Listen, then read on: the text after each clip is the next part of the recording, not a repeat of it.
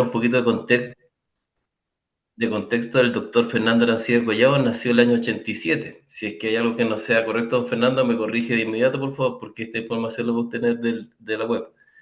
En la ciudad de Valparaíso. ¿Es así, don Fernando? Sí. Sí, sí, Sí, mire, bueno, dice profesor a tiempo completo con grandes reconocidos títulos y grados académicos como doctor en filosofía, magíster en filosofía, licenciado en filosofía, educación en filosofía y profesor de filosofía. Perdón, licenciado en educación. Sus áreas sí, de interés están en las éticas aplicadas, en economía, ética de la guerra, ética organizacional y de la empresa, ética normativa, metaética. Esto me sonó súper interesante, filosofía analítica.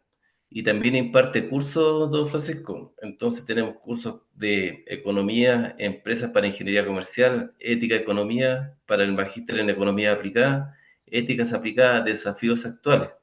Entonces vemos que también es una persona bien operativa en ese aspecto para el mundo, no solamente para el mundo académico, porque veo que aquí se expande el mundo privado también.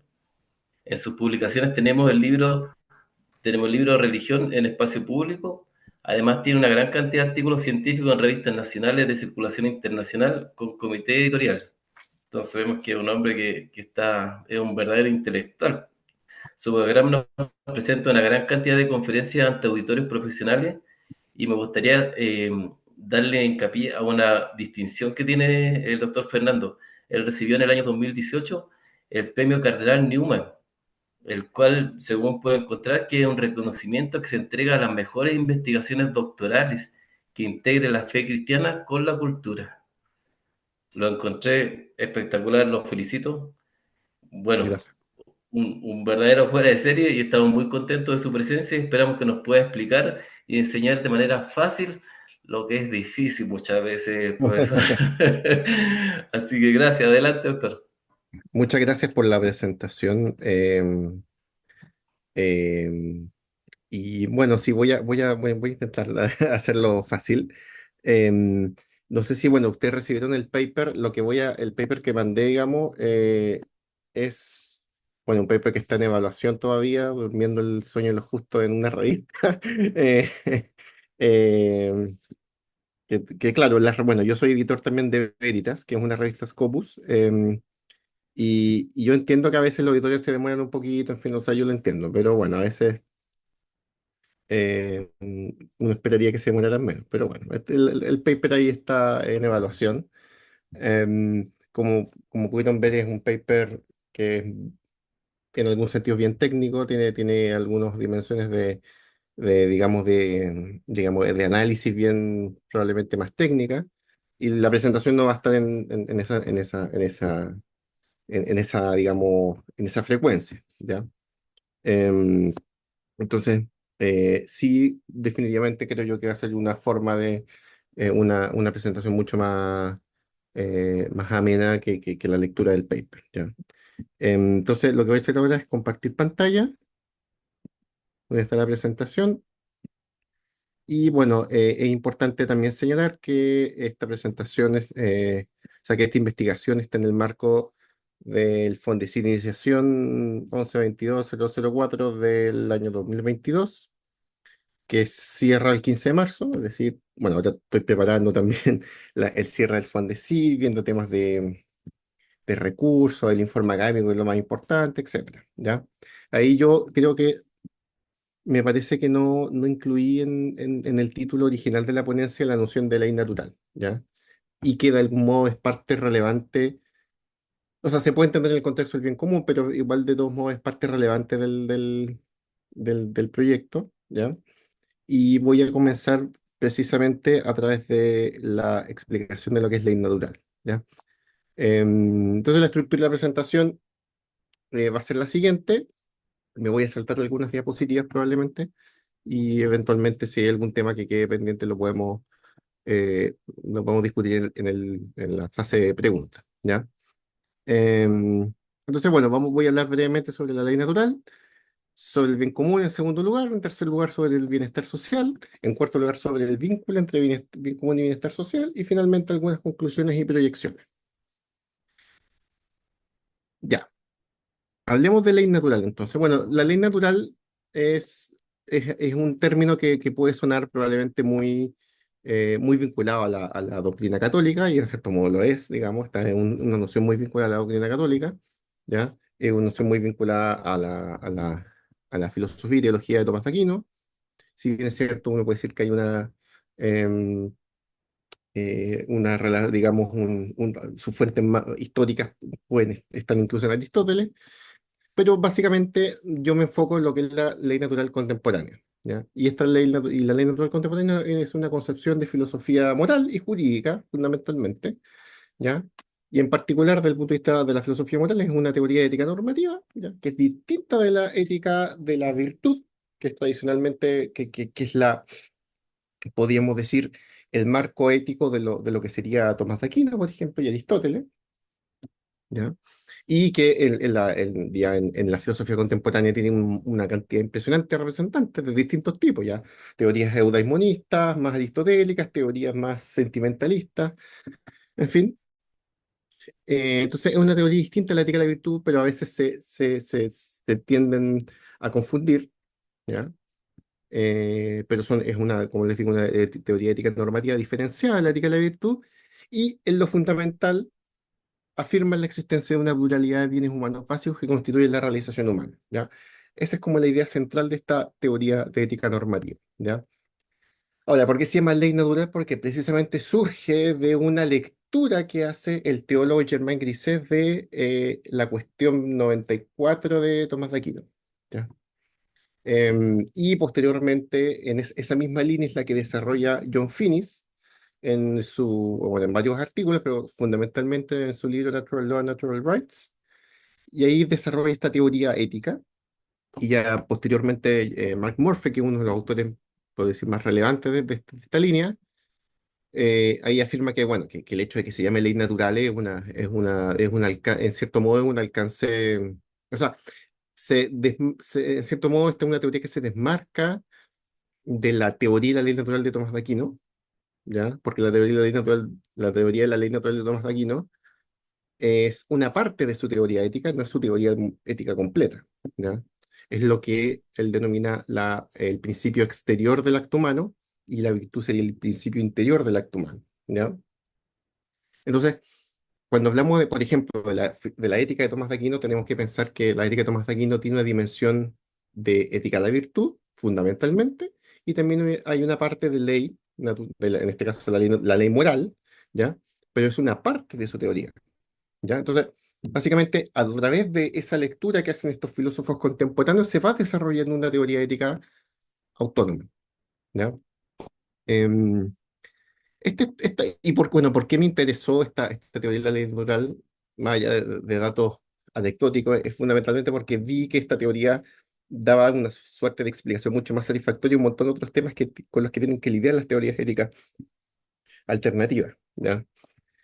O sea, por de pronto, o sea, la estructura deliberativa de esta teoría tiene una triple estructura, donde están los bienes básicos y los principios básicos, o los primeros principios, ya, por ejemplo, el bien humano básico del conocimiento, y el primer principio básico del conocimiento, que dice que el conocimiento es un bien que debe ser realizado, ¿ya? Entonces, esa sería como la primera parte, la parte más difícil, le denominaría la dimensión premoral, ¿ya? ¿Por qué premoral? Porque para que sea moral tiene que estar integrado en acciones y decisiones concretas, ¿ya? En segundo lugar están los principios intermedios, también denominados principios prudenciales de razonabilidad práctica o modo de responsabilidad, que son los que permiten de alguna manera integrar estos primeros principios a acciones y decisiones concretas, y finalmente el ámbito de las decisiones concretas que están gobernados por normas morales que se fundamentan en esta relación entre los bienes humanos básicos y los primeros principios con los principios intermedios, ¿ya? Entonces hay una estructura muy clara deliberativa, ¿ya? Esta teoría, ¿por qué es importante? Porque nuevamente es una teoría que creo que es muy satisfactoria en términos de su potencial explicativo, ¿ya? Y de su potencial de poder comprender y resolver un montón de problemas prácticos. En primer lugar, porque es una teoría pluralista del bien. ¿Qué significa eso? Que reconoce la existencia de una pluralidad de cuestiones que son buenas, ¿ya? Los bienes humanos básicos son muchos, o sea, no muchos, pero son varios, Ya no es solamente un bien, como sería una forma monista, por ejemplo, el utilitarismo clásico, que identificaría el bien con el predominio del placer por sobre el dolor. Aquí hay una pluralidad de bienes. ¿Ya? Entonces, en ese sentido, es una teoría pluralista del bien. Es una teoría que además no es consecuencialista, pero tiene una dimensión que, sobre todo en el ámbito de los bienes intermedios, tiene una dimensión que recoge el ámbito de las consecuencias. ¿Ya? Finis se le denomina la eficiencia dentro de los límites de lo razonable. Entonces, básicamente, tú puedes tener un criterio de eficiencia en tus decisiones, pero siempre y cuando no pases a llevar el ámbito de los bienes humanos básicos. ¿Ya? Es decir, no puedes buscar la eficiencia, pero con ciertos límites. ¿Ya?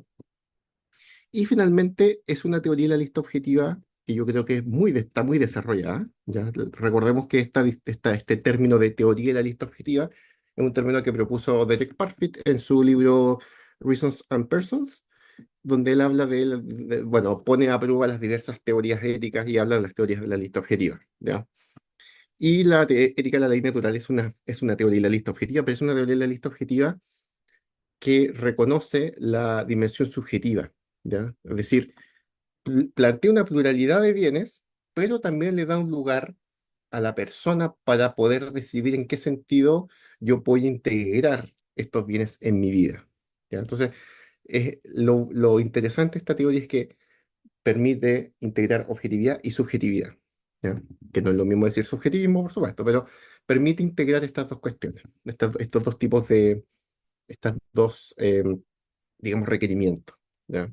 Porque, claro, una teoría objetivista del bien, ¿ya? Que sin embargo no dé lugar para la propia apreciación de la persona respecto de lo bueno, es una teoría que tiene al menos un flanco abierto y esta no tiene ese flanco. ¿Ya? Ahora, desde el punto de vista del tema, que sería el vínculo con el bienestar social, ¿ya? Esta teoría permite explicar el bien común, o sea, que hay una explicación del bien común que ya vamos a ver, y permite también explicar el bienestar social en línea con esta concepción del bien común, ¿ya? Y lo bueno de esta explicación del bienestar social es que puede entrar en diálogo, no insisto, no es un diálogo claro, sino que hay que construir ese diálogo y eso ha sido parte del proyecto, digamos, construir ese diálogo con la economía del bienestar, ¿ya? Y por lo mismo también la idea es que esta teoría, a través de la noción de bien común, pueda enriquecer la economía del bienestar. Vamos entonces al bien común.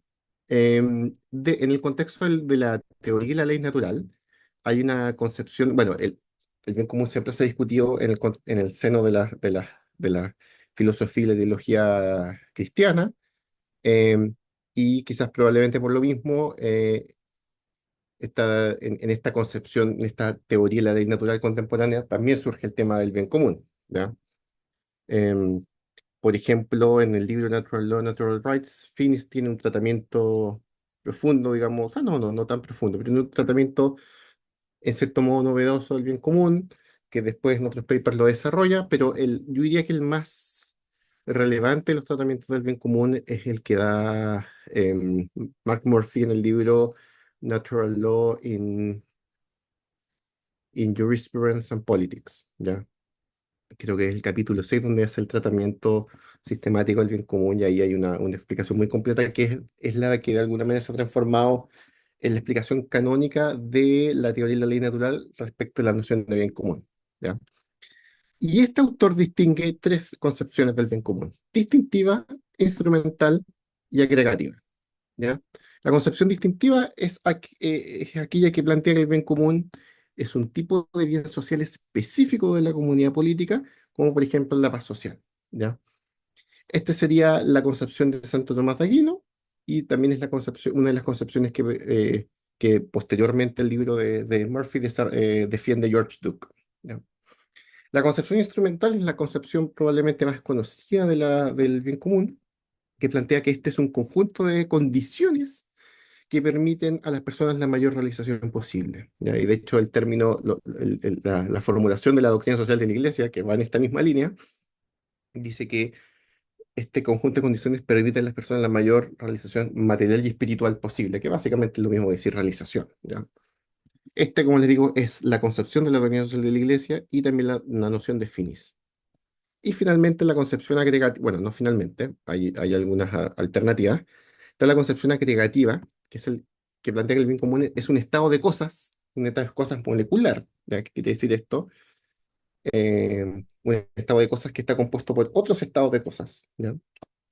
En el cual todos los miembros de la comunidad política están floreciendo. Entonces, básicamente la concepción agregativa del bien común en Murphy es una persona que está floreciendo, más otra persona que está floreciendo, que serían dos estados de cosas, podemos decir atómicos, más otro estado de cosas en el cual hay otra persona que está floreciendo. Entonces, el conjunto de los estados de cosas donde las personas están floreciendo constituye el bien común, ¿ya? Lo que le interesa a Murphy es plantear cómo, o sea, es tratar de identificar los deberes o sea, en el fondo, cómo este estado de cosas molecular complejo permite eh, fundamentar deberes de respeto al bien común, ¿ya? Y finalmente hay algunas concepciones mixtas, que son las más recientes, digamos, las de, la de George Duke creo que es del 2017, y la de Jonathan Crowe es de 2019, que plantean que básicamente el bien común tiene diversas funciones que se identifican con las tres concepciones. Es decir, no podemos decir que el bien común sea o solo agregativo o solo instrumental o solo distintivo, sino que va a depender del tipo de funciones que le asignemos al bien común. Em, Dada ya esta explicación más general, el bien común hay varias discusiones que se pueden hacer a propósito de estas ideas, ¿ya? Por ejemplo, la idea define de que el bien común es además un principio de razonabilidad práctica, un principio intermedio, es decir, el bien común se constituye como un principio intermedio por derecho propio, en finis. Em, También hay otra discusión que planteo también en el paper que el bien común apela a valores intrínsecos, ¿ya? Que serían en este caso los bienes humanos básicos, ¿ya? Por lo mismo, uno podría pensar en ese sentido, el bien común no podría ser instrumental como plantea Finis. Sin embargo, hay que distinguir entre lo intrínseco, no oponerlo a lo instrumental, sino que lo extrínseco y lo instrumental se opone a lo final, no a lo intrínseco. Entonces, algo puede ser instrumental e intrínseco. Algo puede tener valor intrínseco y ser instrumental, ¿ya? Porque la oposición a lo intrínseco, al valor intrínseco, es el valor extrínseco, no es el valor instrumental, ¿ya? Es decir, un poco en la línea de lo que planteaba Kant cuando el imperativo categórico señala que no puede ser una persona ser tenida como mero medio, ¿ya? Lo que no excluye que pueda ser fin y medio, ¿ya? Es decir, por ejemplo, sería un caso de mero medio si yo a una persona la trato como una cosa y, por ejemplo, no le reconozco, soy un empleado y no le reconozco derechos laborales, ¿ya? Y le pago un sueldo injusto, ¿ya? Eso sería una forma de usarla como mero medio.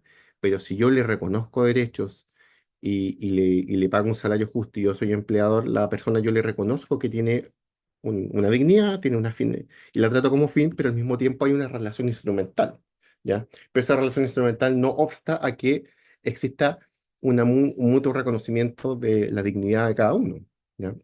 Entonces, ese puede ser un argumento que se puede utilizar a propósito de esta discusión. ¿Ya? Es decir, el bien común puede ser instrumental y, sin embargo, estar fundamentada en valores intrínsecos. ¿Ya?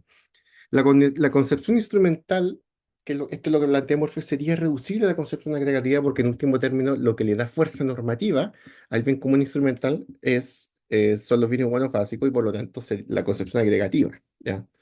Que pone digamos, la fuerza normativa en los bienes humanos básicos, ¿ya? Ahora bien, ¿cuál es el problema con la concepción de Murphy? ¿Ya? Que es una cosa que yo que es una cosa que me ha parecido que no está en el paper, pero que le he dado muchas vueltas y que hace poco publicamos con unos colegas economistas un paper, y ahí tratamos esta, esta idea, digamos, de que la concepción agregativa la de Murphy no parece diferenciarse mucho de una concepción paretiana, ¿ya? Un poco en la línea, bueno, de ahí voy a explicar qué es lo que consiste una concepción paretiana. Pero fundamentalmente no parece haber un bien común que sea independiente del bienestar, que sea un bien común que sea de alguna manera claramente diferenciable del bien individual, ¿no? Y eso sería claramente, si no existe ese bien común, realmente común, distinto y distinguible del bien individual, parece que estamos frente a una concepción paretiana. ¿Ya? Em, y aquí aparecen algunas también, algunas otras críticas a Morphy, ¿ya? Por ejemplo, la idea de Duke de que el bien común distintivo, que no obsta a las otras concepciones del bien común en su concepción, tiene por función brindar una justificación de la autoridad política y legal. ¿Ya? O sea, hay funciones para cada tipo de aproximaciones del bien común. ¿Ya? Hay una función para la concepción instrumental, agregativa, y también funciones para la concepción distintiva. ¿Ya? El bien común no puede identificarse con los bienes individuales. ¿Ya? Entonces hay una dimensión comunitaria irreductible del bien común. ¿Ya? Y esta es una discusión que, si bien es cierto no se da en estos términos, sí se dio, por ejemplo, a propósito de que una discusión en la que no me he metido del todo, entre, por ejemplo, Jacques Maritain, ¿ya? Estamos hablando ya de los años 60, por ahí, y otros autores como, por ejemplo, de Koning, no me acuerdo el nombre de esto. Bueno, pero ahí hay una discusión ya en otros términos distintos de la filosofía analítica, que serían los términos a los que yo me estoy refiriendo, ¿ya? Entonces ya habría una discusión en el seno de la filosofía cristiana, digamos, habría una discusión sobre este tema, ¿ya? En el sentido de que no se pueden identificar el bien común con una suma de los bienes individuales, ¿ya? Y que existe una suerte de dimensión comunitaria irreductible, que sería precisamente lo que plantea la concepción distintiva, ¿ya? Y bueno, Jonathan Crowe tiene otras distinciones más que son muy interesantes, ¿ya? Por ejemplo, la, la distinción entre una concepción gruesa y una concepción delgada del bien común, ¿ya? Eh, Doctor Fernando, sí, ah, 5. ya, vamos. Vamos a pasar entonces, bueno, me voy a saltar estas distinciones de Crowe y vamos a ir a algunas ideas de lo que es el bienestar social, ¿ya? Y que básicamente ya entramos en otro terreno. Ya la economía del bienestar estudia el bienestar social. ¿Ya? Y bueno, que el bienestar social consiste en un estado de cosas en el cual las personas pueden satisfacer de modo general sus preferencias. ¿Ya? Es decir, son las preferencias de las personas las que tienen un rol relevante en la economía del bienestar. ¿Ya? Y bueno, se miden básicamente utilizando funciones de utilidad. ¿Ya? Y estas funciones de utilidad recogen las preferencias. ¿Ya? Lo que se hace básicamente en la economía del bienestar es entender que la utilidad es sinónimo de bienestar, ¿ya? Entonces, a mayor utilidad, mayor bienestar, ¿ya? Ahora, ¿cómo se recoge el bienestar social? Se recoge en virtud de una función de bienestar social que recoja las preferencias de la sociedad, ¿ya? Por supuesto, esto lleva el problema de la elección social y lleva al desarrollo de una teoría de la elección social que parte ya con el famoso libro de Kenneth Arrow, Social Choice and Individual Values, y donde genera todo el tema del teorismo de imposibilidad de Arrow, que eventualmente, bueno, que eso no lo voy a explicar ahora, lo podemos explicar en el contexto de las preguntas, ¿ya? Me voy a saltar todo esto y simplemente hacer referencia a la concepción más utilizada para comprender el bienestar social, que es la concepción del óptimo valetiano, ¿ya? Que tiene una concepción, a diferencia de las anteriores, una concepción de ordinal de utilidad, en la cual la utilidad consiste en una ordenación de las preferencias. Y que lo que en este caso la concepción paretiana plantea que, bueno, el ideal social es un óptimo paretiano y el óptimo paretiano es aquel estado social en el cual nadie puede mejorar su situación sin empeorar la del otro, ¿ya? Y posteriormente se han planteado algunas alternativas en la misma línea de Pareto, pero con algunas modificaciones diciendo, bueno, si nadie puede mejorar su situación empeorando y sin empeorar la de otro, bueno, ¿qué pasa si empeoramos la situación de algunos y los ganadores de eventualmente esta política social pueden compensar a los perdedores? ¿Ya?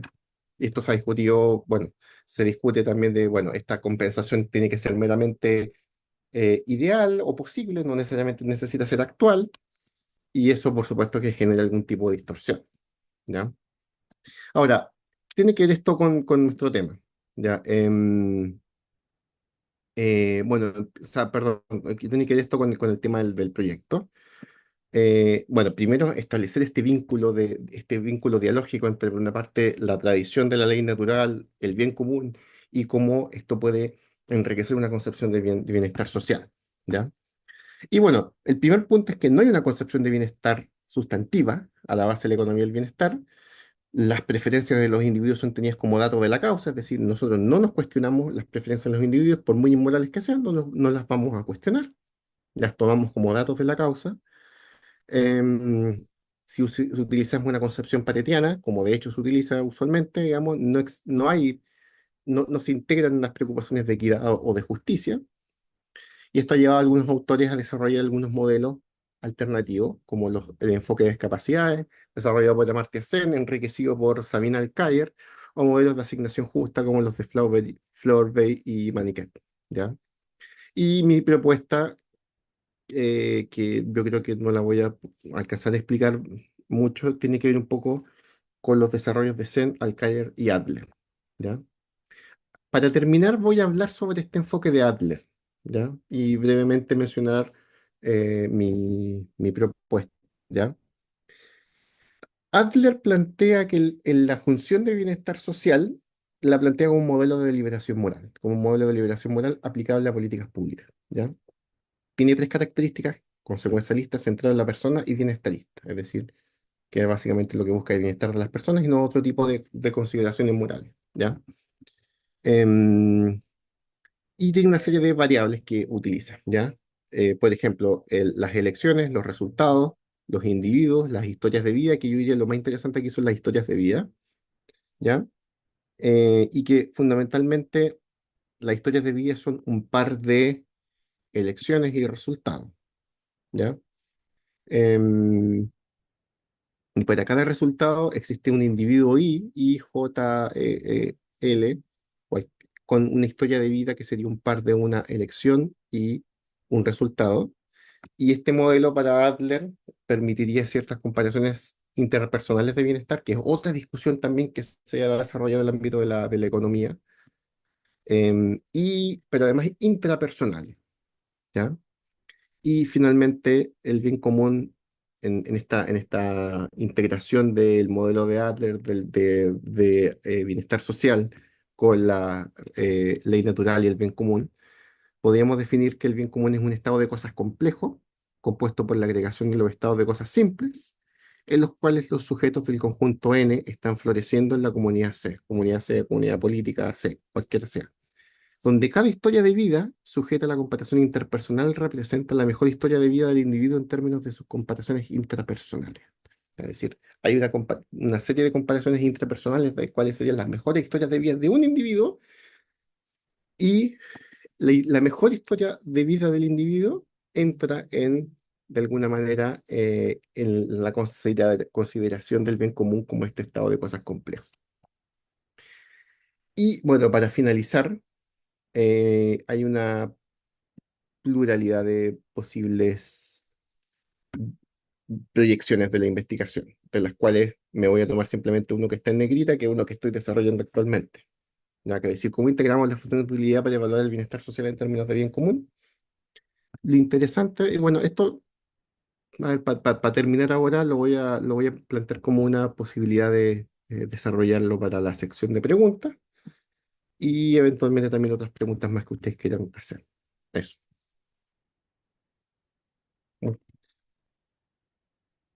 Muchas gracias, doctor. Muy buena la presentación, pero todo lo bueno acaba. Así que, muchas, Yo, yo esperemos pensé que me iba a ahora. yo pensé que me iba a demorar más. Yo creo que igual alcancé a desarrollar hartas de las ideas que tenía pensadas, así que bien. Sí, no, es que es un tema interesante. Nicolás tenía la mano, quería comentar algo, por favor. Yo estaba aplaudiendo, pero igual aprovecho de agradecer la exposición del profesor Fernando. Sé que lleva tiempo estudiando e investigando estos temas, así que agradecerle por su tiempo y también presentarle esta comunidad que está muy deseosa también de haberle escuchado, pero también de poder dialogar junto a usted sobre estos temas tan importantes como el bien común, el bienestar social y ley natural. Así que, bueno, cualquiera puede levantar la mano y puede Sí, hacer la pregunta si así lo desea. lo importante en esta ronda de preguntas es que para que el profesor nos pueda responder de forma clara, que sean explícitas las preguntas y también sea explícito si es que vamos a hacer algún comentario. O sea, indicar quiero comentar esto y quiero preguntar esto, así el doctor no se va a confundir a veces con los comentarios tratando de responderlo. Entonces, de esa forma podríamos aprovechar bien el tiempo. Por favor, los que quieran pueden levantar la mano. Ahí está don Luis Martínez. A lo mejor Luis Martínez, adelante. Perfecto. Hola, muy buenas tardes. ¿Me escucho bien? Sí. Sí, Perfecto. Bueno, muy buenas tardes. Muchas gracias, Fernando, por la charla. La verdad que es muy interesante el tema. Yo tenía una consulta, viéndolo también desde un tema más histórico. Bueno, a lo largo de la historia, tanto la economía como la filosofía han estado bastante conectadas, especialmente desde la economía clásica, incluso los pensadores que estaban antes. Donde no solo se hablaba de temas de mercado, sino también el tema de la ética, de la moral. Desde ahí el primer principal tratado de pensamiento moral de Adam Smith, que desembocó en toda la economía clásica, que desembocó en las escuelas económicas que vinieron posteriores. Sin embargo, con el tiempo, la economía se volvió un poco más técnica, más cuantitativa, separándose un poco de las nociones filosóficas y las humanidades que lo sustentan. Así es como, por ejemplo, temas como el bien común se vean quizá un poco más abstractos. Y también se ve el tema de bienestar social siempre enfocado más en indicadores medibles, pero no muchas veces sin considerar como una base más profunda. En ese sentido, me gustaría consultarle, ¿cuánto cree usted que esta separación entre filosofía y economía ha limitado nuestra capacidad de entender y aplicar el bien común en políticas públicas concretas? Muchas gracias, Luis, por tu pregunta. Mira, yo creo que, a ver, es cierto que la economía, y aquí no voy a defender a la economía para que se me comprenda bien, no, es verdad que la economía se ha ido como disciplina alejando mucho de sus raíces filosóficas, ¿ya? Y uno diría que este es un giro que ya se adopta en la segunda mitad del siglo XIX, con el giro marginalista y etcétera, etcétera, pero incluso ya, por ejemplo, cuando ya en el año 32 Robbins, en su libro An Essay on the Nature and Significance of Economic Science, perdón, habla de que la economía es ciencia y la ética tiene que ver con subjetividad, digamos, no es ciencia, por lo tanto no pueden estar digamos, en un mismo lugar, ¿ya? Ahí los autores dicen, los historiadores de la economía, o más bien dicho, los historiadores, filósofos de la economía, hablan de que efectivamente aquí esa era una concepción que no estaba del todo asentada, ¿ya? Y que Robbins en ese sentido estaba ya haciendo digamos, o marcando un sendero, ¿ya?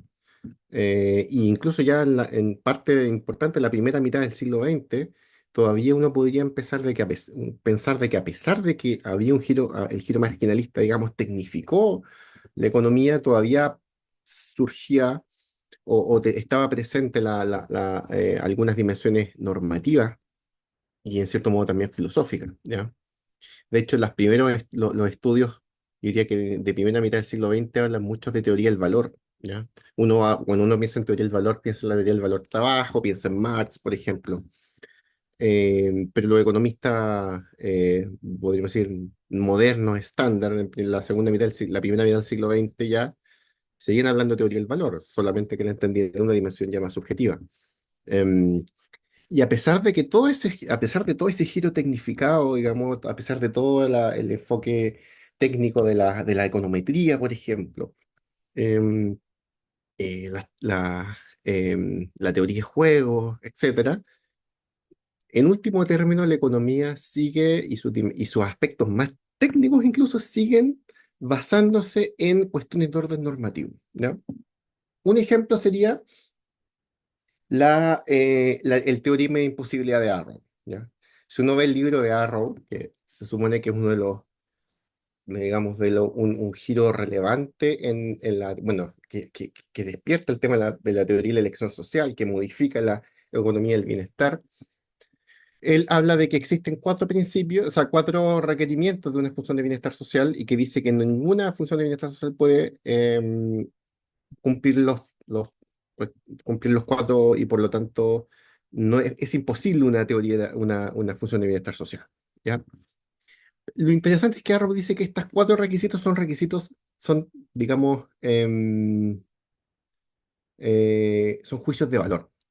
¿Ya? O sea, en el fondo, incluso la dimensión técnica de la economía, ¿ya? Y uno ve, insisto, el libro de Arrow y ve una cantidad de fórmulas, en fin, que por supuesto a mí me superan, me superan bastante, digamos. Y en último término, ¿cuál es el fundamento de todo eso? Bueno, es un juicio de valor.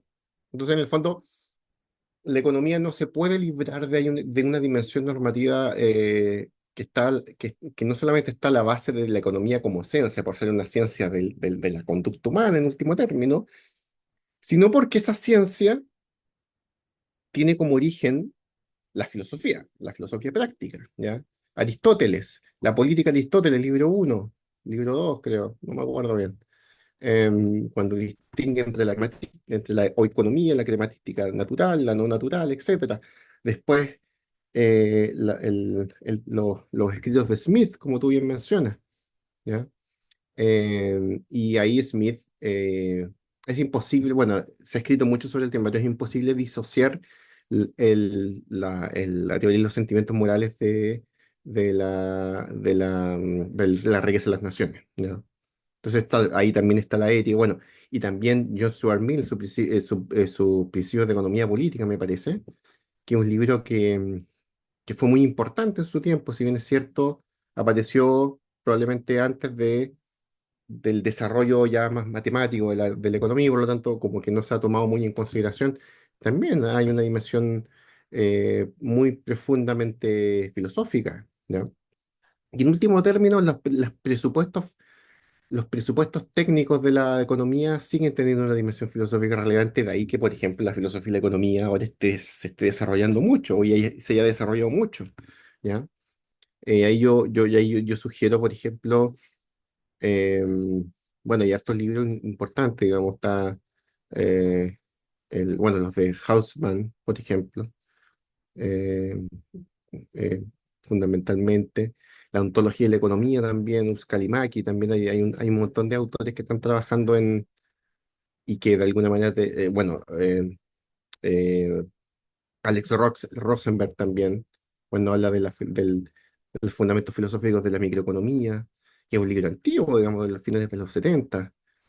eh, o, por ejemplo, el premio Nobel John Harsanyi, ya que básicamente que él, desde una perspectiva muy matemática de la economía, también dialoga con la filosofía, ¿ya? Y también finalmente el filósofo John Bloom, que recoge el legado filosófico de John Harsanyi, en fin, yo diría que es por muy positivista que quiera ser uno desde el punto de vista económico, siempre se va a tener que topar con la filosofía.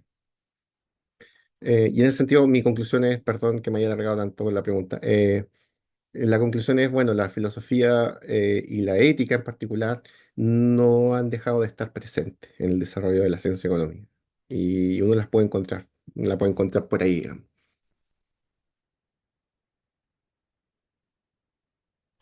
Muchas gracias, doctor. No sé si hay alguien más que tenga alguna pregunta,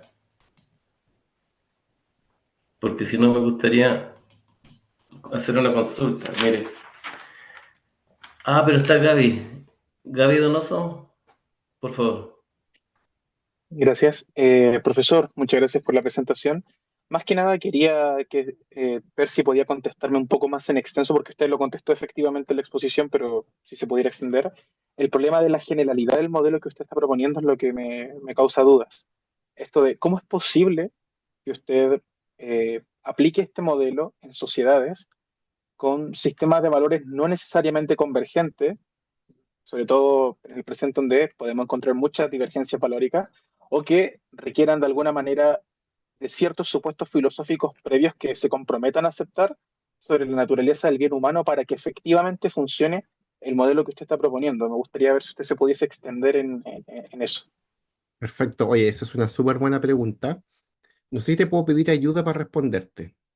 Em, Claro, si sí. puedes dar un ejemplo, un ejemplo donde tú veas ese conflicto, para ver si efectivamente, para ver, en el fondo, para responder en el fondo de tu inquietud. Porque, claro, uno podría dar, o sea, efectivamente está el hecho del pluralismo en las sociedades, pero la respuesta que quizás inmediata, que no sea del todo, quizás no te sea del todo satisfactoria, es decir, bueno, parece, o sea, uno puede decir, hay un nivel de generalidad en estos bienes humanos básicos que los harían de alguna manera aptos para ser aplicables en todas las sociedades. De hecho, esa es una de las características que, por ejemplo, Sabina Alcair recoge de este modo, de la teoría de la ley natural en particular. Em, por ejemplo, y ella también bueno, Finis es una persona que es un filósofo bueno, que desarrolla esta teoría y que él es muy conservador, ¿ya? Una persona muy conservadora. Y sus conclusiones de la aplicación de la teoría también son muy conservadoras, ¿ya? Pero a Salvador Alcayer, y en ese sentido yo estoy de acuerdo con él, o sea, bueno, no completamente de acuerdo, pero sí, grandes rasgos de acuerdo de que la teoría en sí misma o sea, las conclusiones que Finney saca de su teoría pueden ser perfectamente, o sea, es una lectura, pero no es la lectura, ¿ya? Entonces, en esa línea me gustaría pensar, por ejemplo, si me puedes dar un ejemplo para ver si esta explicación es satisfactoria o no, o a lo mejor efectivamente hay que tomar o sea, hay que tomar distancia respecto de esta teoría. No, claro. Bueno, pensaba como en momentos de discordia que pueden ir como tal vez de lo más anodino. Puede ser, por ejemplo, la diferencia que podría haber entre una barra de un equipo de fútbol versus otra. Hay ejemplos que son ya bastante más estructurales, como podría ser el hecho de que hay ciertas realidades sociales, como puede ser el control sobre nuestros cuerpos y la manera en la que nos presentamos con ellos en vía pública, eh, ve- teniendo un canon moral, un grupo de personas, por ejemplo, un grupo de personas que esté bajo una moral que responda a la ley Sharia, otro que responda a la forma más tradicional de los valores católicos, otra que funcione más bien por principios laicos, no tenga mayores complicaciones, y otras que funcionen en base a la moral, no sé, sintoísta oriental.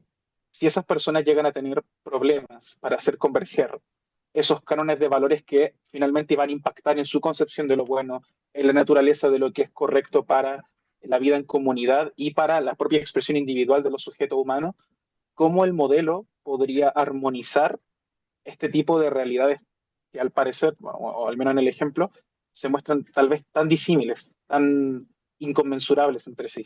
Ya, perfecto. Sí, mira, a ver, el primer ejemplo de los clubes de fútbol me recuerda un poco al ejemplo, a la cita que hace James Rachel del libro Introducción a la Filosofía Moral, cuando él habla del relativismo moral. Entonces él dice, tenemos dos sociedades, o sea, bueno, hace una lectura de, mm, de Heródoto, me parece, ¿ya? Y, y él dice, bueno, en ese libro recoge esta anécdota de Heródoto, donde dice, habían dos pueblos, los griegos y los calasios. Los griegos quemaban a sus muertos, los calasios se los comían. Entonces, cuando habían griegos y calasios, estaban en la corte del emperador Darío, persa, y básicamente él decía a los griegos que me dirían si serían capaces de comerse a sus muertos, digamos, y ellos decían no, indignados. A los calesios les decían serían capaces de quemar a sus muertos, y ellos también le decían que no, indignados. Pero en lo fundamental lo que había ahí había una diferencia en el modo de concretar un principio moral, pero el principio moral era el mismo, a saber, que había que había que, en el fondo, darle honrar a los muertos, ¿ya? El modo de honrarlos variaba, por supuesto, ¿ya? Pero el principio ya era el mismo. Entonces, en ese sentido, uno podría tomar ese ejemplo como simplemente una distinta manera en la cual las personas cumplen un mismo principio moral, ¿ya? Y lo mismo podría ser, por ejemplo, en el contexto en el contexto de la familia, ¿ya? Por ejemplo, para Alfonso Gómez Lobo, que es uno de los autores y un naturalista también de esta línea más reciente, filósofo chileno, bueno, que falleció en el 2011, pero tiene un libro del 2002 que se llama Morality and the Human Goods, y él básicamente plantea que, bueno, plantea que la familia es un bien humano básico, ¿ya? Pero uno podría decir, bueno, ¿qué familia? ¿Ya? Entonces, el contenido de la familia uno podría decir que es, digamos que el punto importante es el bien básico, el bien de la familia con independencia de cuál sea la forma que adopte, ¿ya? Em, entonces, claro, uno podría decir hasta qué punto la familia es un bien más o menos universal. Yo diría que o sea, a ver, bajo la perspectiva de que el modelo es pluralista, uno no está obligado a formar familia, ni siquiera para una persona conservadora como Finis, uno no está obligado a formar familia, ¿ya? Por supuesto que para Finis la familia tiene una estructura definida, pero no se sigue de la estructura misma del modelo esa definición de cuál sería la estructura de la familia, ¿ya? Entonces, en ese sentido yo creo que el modelo logra dar una cierta universalidad y sobre todo para cuestiones que son fundamentalmente de bienestar social, yo creo que logra esta suerte como de universalidad, ¿ya?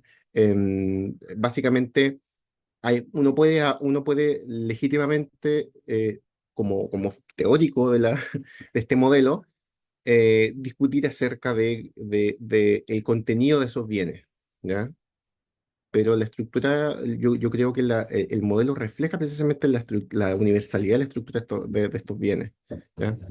Y por lo tanto, cabe la posibilidad de que distintas personas puedan darle distintos contenidos, ¿ya? Eso, no sé si logro explicar bien el punto, o a lo mejor eventualmente te puede parecer que también sigue siendo restrictivo. Eh, Hay una dimensión de restricción, es decir, em, cuando decimos que algo es un bien humano básico, estamos diciendo que es normativo en algún sentido, ¿ya? Y que de hecho uno de los principios de razonabilidad práctica, estos principios intermedios, dice que no hay que atentar directamente contra uno de estos bienes humanos básicos. Entonces, igual, el hecho de que algo sea un bien humano básico, por mucho que haya que dotarlo de contenido, sigue siendo en algún sentido restrictivo, ¿ya? Pero por otra parte, sí que es restrictivo en la medida que le da un contenido general, pero que también restringe el ámbito de lo moralmente posible. O sea, restringe el ámbito de lo moralmente posible, pero también da una cierta libertad, un cierto margen de maniobra, podríamos decir, ¿ya?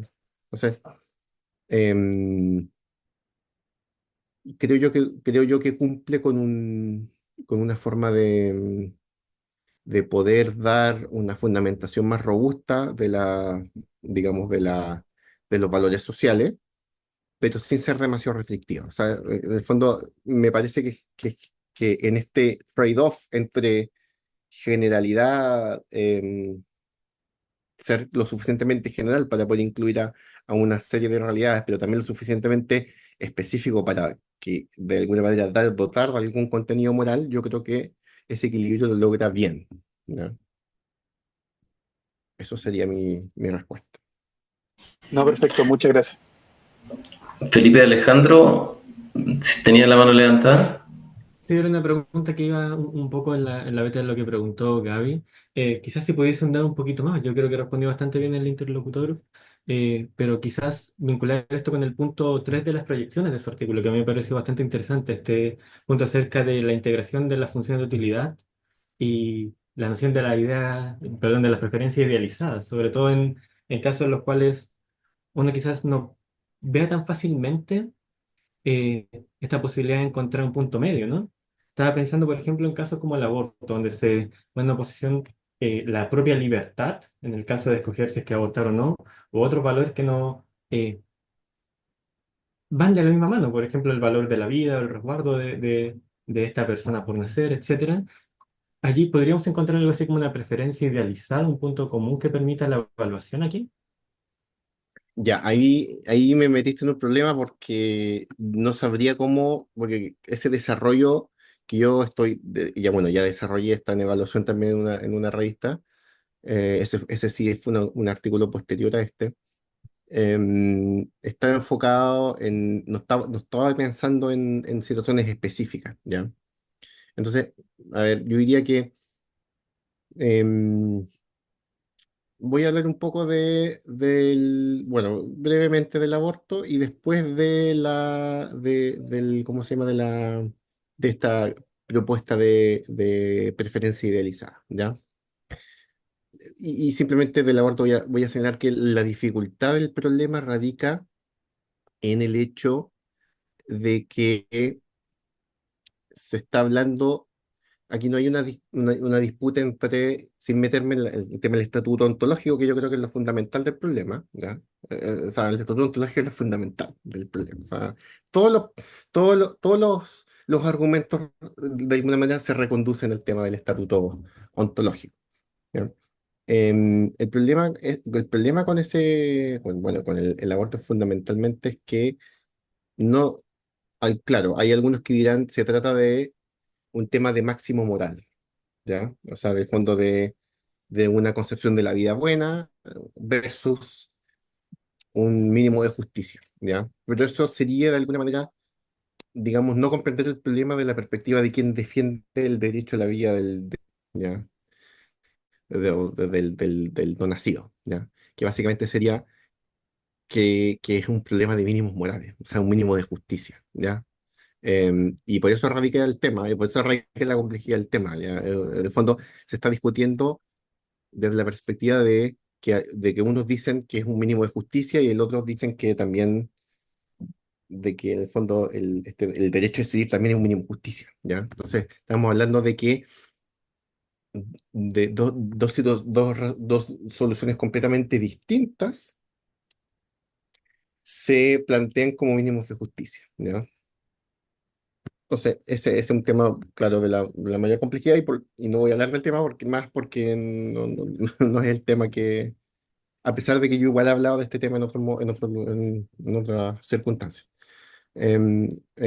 Ahora, el tema de la propuesta, la proyección de la investigación en términos la, mm, eh, cómo vincular las funciones de utilidad con el bien común y en particular em, con una concepción del bien común fundamentada en la teoría y la ley natural, radica en que, es un poco lo que mencioné en la presentación, y es que las funciones de utilidad dicen relación con preferencia, ¿ya? Y hay una noción de preferencia que no es simplemente la preferencia, que no es, de algún modo, no es una preferencia objetiva, es decir, como no hay un requisito como completamente objetivo de preferencia que excluya algunas preferencias y incluya otras, sino es más bien una concepción de preferencia idealizada, es decir, una, un, unas preferencias que de alguna manera compartan una dimensión de objetividad y de subjetividad. ¿Ya? Es decir, hay un ámbito, hay un marco, podríamos decir, de preferencias posibles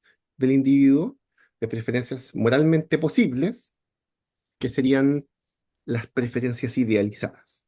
Y cualquier tipo de preferencia inmoral, como por ejemplo matar a alguien, vender droga, etcétera, etcétera, estarían fuera de ese marco, ¿ya? Porque serían básicamente acciones que atentarían contra alguna forma básica de bien, que serían los bienes humanos básicos. Entonces, los bienes humanos básicos constituirían un conjunto, un marco en virtud del cual los individuos pueden tener ciertas preferencias. Esas preferencias se denominan idealizadas porque precisamente están restringidas, pero para hacer preferencias que puedan ser parte de una función de utilidad, requieren de que sean preferencias de un sujeto y por lo tanto tienen que tener una dimensión de subjetividad, ¿ya? Em, no es una forma de externalismo respecto de las preferencias, sino que en el fondo necesitan, o sea, para hacer funciones de utilidad necesitan que el sujeto las escoja. Hay una relación subjetiva entre el sujeto y su preferencia para construir la relación, la función de utilidad. Y la teoría y la ley natural, en su marco deliberativo, de hecho esto lo dice literalmente Finis, él dice, estos son los bienes humanos básicos y un proyecto de vida debe fundamentarse en ellos, pero es el sujeto el que escoge esos bienes para constituir su proyecto de vida basado en sus gustos, en sus temperamento, sus intereses, ¿ya? Entonces, permite ya una dimensión de subjetividad. Entonces, la teoría del lenguaje natural permite, por una parte, darle un marco de, digamos, normativo de preferencias, sin determinar las preferencias que deben ser escogidas, sino que da un marco de libertad, ¿ya? Y permite que en ese marco de libertad las personas puedan escoger sus preferencias que de alguna manera estén normativamente fundamentadas en alguno de los diversos bienes humanos básicos, ¿ya? Y eso, una teoría estándar, una teoría de la lista objetiva estándar, como las que tenía en mente Parfit, no, eso no lo puede hacer. Entonces, esta sí la puede hacer, ¿ya? Y por eso creo que es una súper buena teoría en el fondo, para que para darle un marco moral, digamos, a la economía en general. Profesor, mire, tenía dos preguntas bien sencillas. Una es, ¿quién asegura el bien común? ¿Quién asegura de que exista paz, de que estén las condiciones y de que florezca el estado de las cosas? ¿Quién lo asegura? Esa es una pregunta. Y lo otro es muy en línea de lo que estaban preguntando los chicos. En caso de que este modelo se llevase a cabo, esta teoría, ¿quién la podría llevar a cabo? ¿Qué régimen político podría llevar a cabo esta teoría? ¿Un Mm. régimen de izquierda? ¿Un régimen de derecha? Más o menos para poder achicar la cancha, le hago esa consulta, doctor.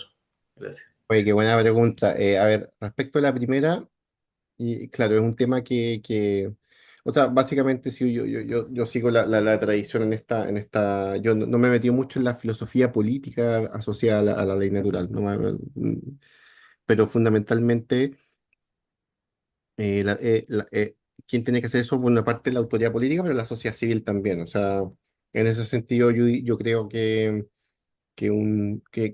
los autores de esta línea que también estarían en la línea de lo que plantea la opinión social de la Iglesia, plantearían una forma amplia de subsidiariedad. Es decir, por una parte, la autoridad política tiene que establecer un marco de actuación de las personas, tiene que dar libertad a los individuos y a los grupos sociales para que puedan ellos realizar sus propias, em, para que ellos puedan realizar sus proyectos, pero también tiene que intervenir cuando los privados no pueden realizar estos proyectos, ¿ya? A diferencia de una concepción, podemos decir, bueno, la concepción que en Chile se ha tenido de la subsidiariedad, que es simplemente una subsidiariedad negativa, ya donde el Estado se abstiene, pero no interviene. Ya aquí el Estado interviene cuando haya que hacerlo. No es que lo haga todo, digamos, sino que interviene cuando los privados no son capaces, cuando la sociedad civil básicamente no es capaz de, digamos, de solucionar o de proveer un bien o servicio. em, y en ese sentido, ¿qué tipo de régimen político estaría asociado? Em, no sabría qué nombre ponerle, ¿ya? Pero yo diría que sería un régimen, em, a ver, más que izquierda o derecha, yo diría que el punto es, por ejemplo, a propósito del tema del corte eléctrico, digamos, hay algunos que están diciendo, bueno, que tiene que haber más Estado, que la empresa quizás no Yo creo que esas conclusiones van a ser relativas a qué es lo que funcione mejor, digamos. No me parece razonable, digamos, establecer, digamos, digamos, una posible solución a nivel de principio. ¿Ya? Como que, o sea, el Estado o la sociedad civil son dos intervinientes, digamos, y la idea es que de alguna manera ellos puedan cumplir, o sea, ellos puedan de alguna manera brindar, em, digamos, soluciones a los diversos problemas que aparecen, pero que o el Estado o la sociedad civil no sea, como que la solución nuevamente no se le va a nivel de principio ni entre comillas, se sacralice, ¿ya? Entonces yo diría que puede ser perfectamente compatible con un enfoque más de centro derecha o eventualmente centro izquierda también. O eventualmente esto también es contextual, porque si está en una sociedad altamente privatizada, ¿ya? Donde lo privado adquiere cada vez mayor importancia, donde los lazos sociales están más o menos rotos, probablemente un- la presencia de mayor Estado y de una mayor politización, un Estado que también sea que politice la sociedad, quizás, claro, eso va a ser de izquierda, pero va de alguna manera potenciar algunas de las cosas que no están siendo potenciadas, o al revés, ¿ya? Una sociedad que está altamente regulada por el Estado probablemente necesita algo más de derecha, ¿ya? Entonces va a depender un poco del contexto. Yo no diría que, o no tendería a pensar de que para esto hay una filosofía política o un régimen político que sea, o más bien dicho, un régimen político que sea, digamos, que sea específico, digamos, de este modelo, digamos. Yo creo que puede ser compatible con varios regímenes políticos y con varios posicionamientos políticos también.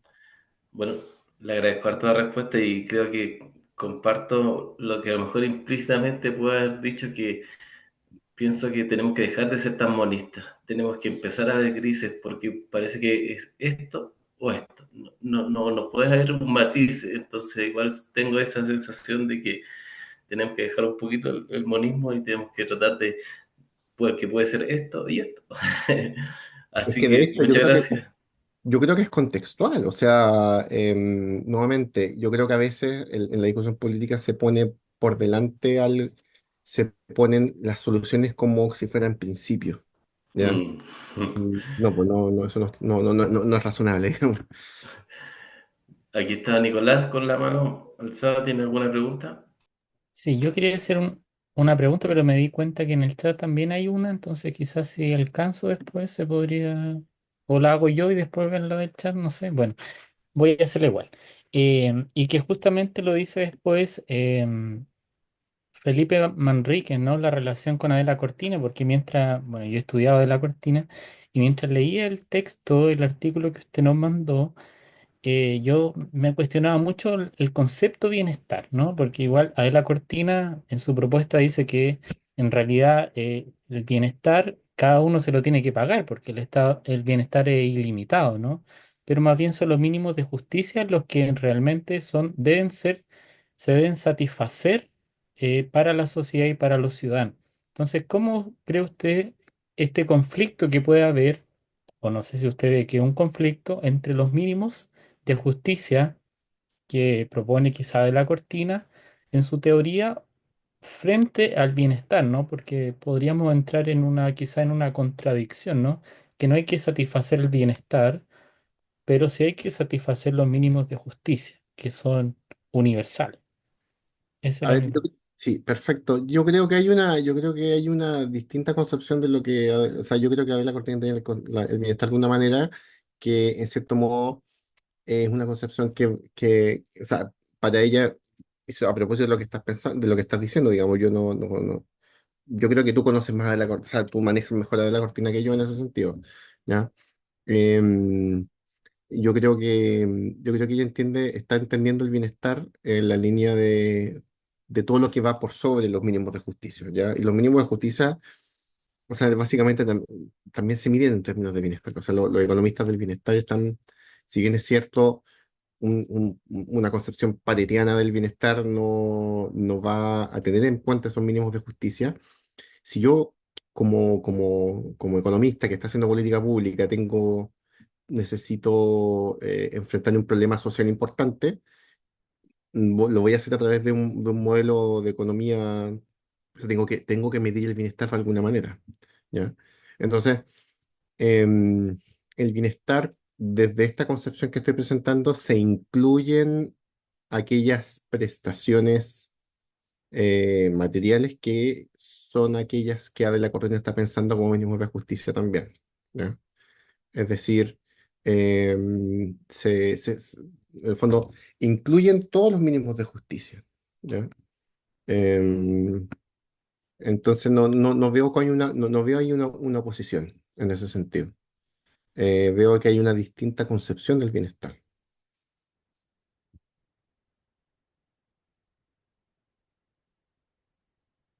Eso. Eso es lo que puedo decir. Nicolás, no sé si esa era tu pregunta o la pregunta del chat. No, Sí, esa era la pregunta. La ah, ya. pregunta del chat es la de Andrea Cáceres. Ya, la voy a leer porque ahora estoy viendo el chat.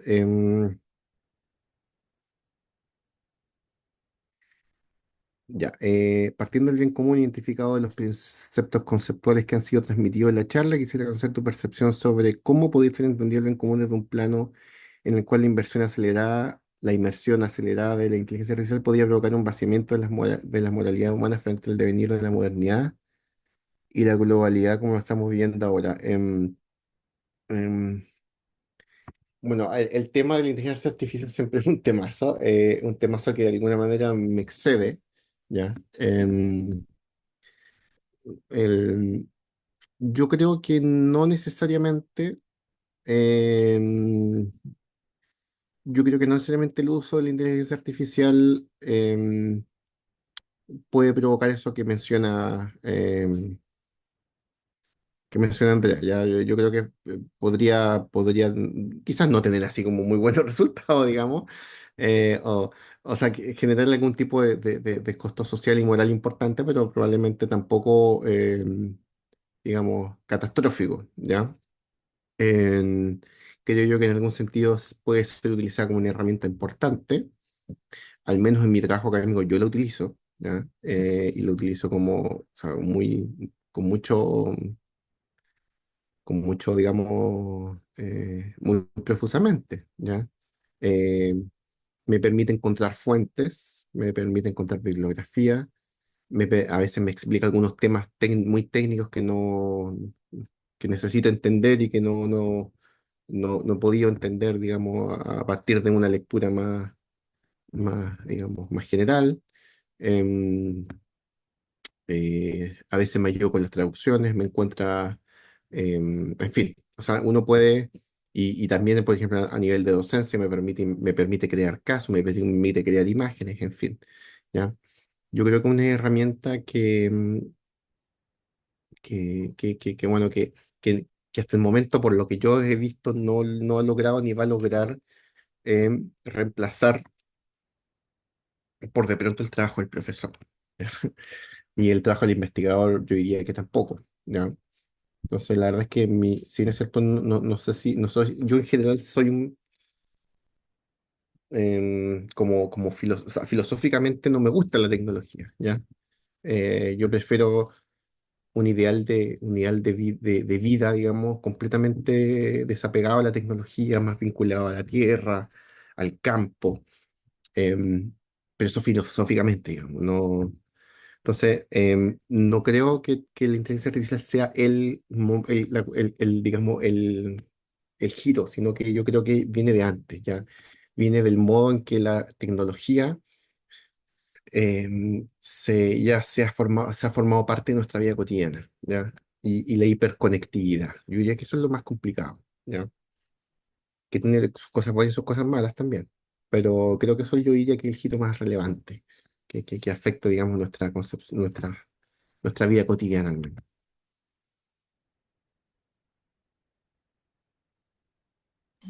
Christopher Acuña tiene la mano levantada. Hola, hola, hola, Fernando. La verdad que me Claro. pareció muy buena la idea. Yo soy economista y tengo algunas dudas.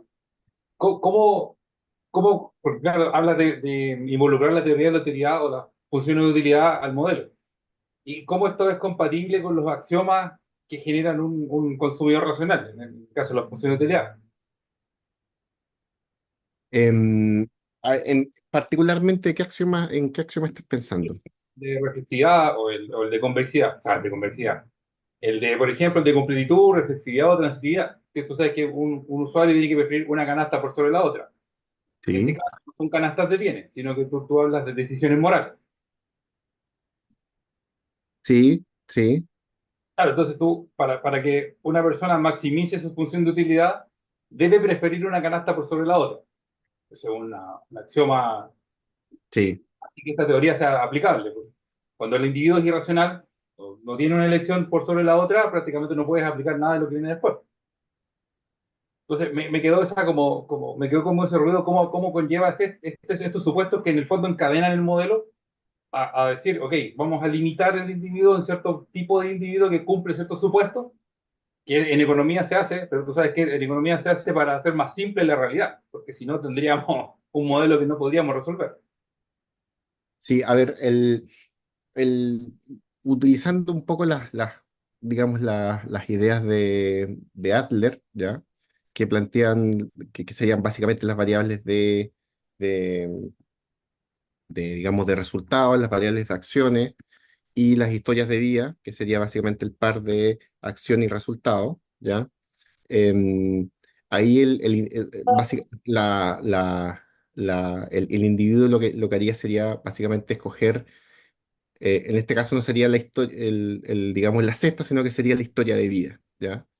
Y sería la historia de vida mejor, la mejor historia de vida del, de las diversas historias de vida que serían posibles de escoger por parte del individuo. Em, yo diría que, claro, efectivamente o sea, tendría que escoger una historia de vida, es decir, un par de acción y resultado. Em, y sí, sí, o sea, no, veo que se podría perfectamente, o sea, claro, eventualmente me pueden surgir otros problemas que no he visto, digamos, pero no veo problema. En esto está la restricción presupuestaria. Tú sabes que la canasta no puede estar fuera. En este Sí, caso, ir una historia de vida, la restricción de vida sería la propia vida. O sea, y es una elección, no puedo cambiar. O sea, elijo esta historia, desarrollo esta historia y se me acabó. O sea, igual es interesante. Yo creo que es un tema que quizá un día nos podamos reunir a darle sería, una sería vuelta. ideal. Sí, sería súper, Y sería bueno, súper. bueno, no voy a entenderme más porque igual está buena la hora. Así que eso. Ya, oye, muchas gracias, Christopher. Muchas gracias, Christopher. Bueno, doctor, aquí estaríamos cerrando la ronda de preguntas. Le agradezco a todos los que participaron con sus preguntas, a usted por responder cada una de ellas y si nos podría regalar algún comentario, don Fernando, cómo se sintió, qué le pareció esta exposición, las personas que pudimos participar. Lo escuchamos para poder cerrar ya esta charla con usted. Nada, pues, muy agradecido, muy bueno el ambiente, muy buenas las preguntas, muy buena,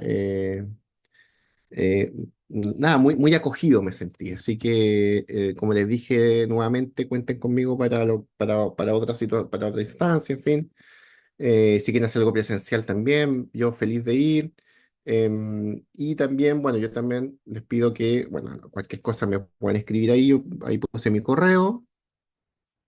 Si me quieren escribir, si me quieren ir a ver a San Joaquín también, ahí me pueden escribir y coordinamos, en fin. Así que nada, pues yo feliz de poder nuevamente seguir en contacto con ustedes y con quien quieran, digamos. O sea, como les digo, me pueden escribir y también nos podemos juntar en San Joaquín. En fin, yo trabajo, como les digo, como yo ya ustedes ya saben, yo trabajo en el Instituto de Éticas Aplicadas en la universidad. Actualmente estoy físicamente en el Instituto de Filosofía, porque el Instituto de Éticas Aplicadas no tiene un edificio todavía nuevo, pero a mediados del semestre ya debería estar el edificio nuevo. Pero cualquier cosa ahí me escriben y yo ahí coordinamos. Muchas gracias, doctor. Bueno, chicos, para A cerrar ustedes. va Nicolás. Nicolás, no sé si nos quiere dar el cierre de esta reunión, por favor. Y bueno, agradecido totalmente de la presencia del profesor Fernando por contar con usted en este proyecto que es CIEPE, que estamos constituyéndonos como fundación sin fines de lucro.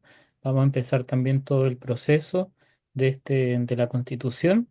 Y queremos seguir realizando actividades académicas, sobre todo en temas de ética, política y economía, pero también muchas otras actividades que estamos potenciando y que queremos también contar con usted, como usted también se ha ofrecido y le agradecemos por eso. La próxima semana, un aviso para todos los integrantes, vamos a tener el conversatorio de economía y ética junto al doctor Marcelo Recico, quien es experto en economía social de mercado de la Universidad Católica de Argentina en esta hora.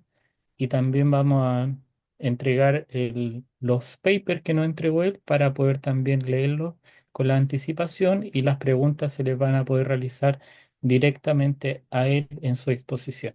Así que agradecerle a todas las personas que también han asistido, en especialmente a quienes han moderado, a Hernán hoy, y también a Vladimir por el apoyo logístico y técnico para la realización de esta charla. Muchas gracias.